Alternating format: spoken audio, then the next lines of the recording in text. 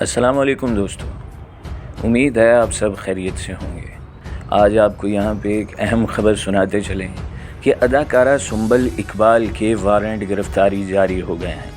Pakistan showbiz industry کی اداکارہ سنبل اقبال کے خلاف عدالت نے قابل ضمانت وارنٹ گرفتاری جاری کر کے 15 فروری کو عدالت میں طلب کر لیا۔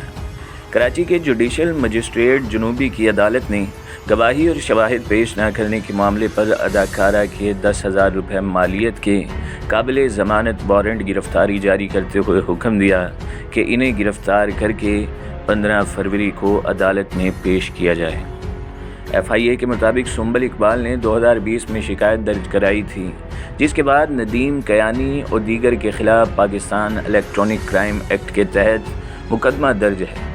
ملزم کے وکیل کا کہنا ہے کہ سنبل اقبال نے ندیم کیانی اور دیگر کے خلاف FIA میں شکایت درج کرائی تھی، لیکن ندیم کیانی نے کیس میں ضمانت کرا رکھی ہے۔ اداکارہ سنبل اقبال کی جانب سے الزام عائد کیا گیا کہ ندیم کیانی اور دیگر نے میرے خلاف سوشل میڈیا پر مہم چلائی ہے۔ ملزم کے وکیل نے کہا کہ اداکارہ سنبل اقبال گواہی کے لیے عدالت میں پیش نہیں ہو رہی ہیں۔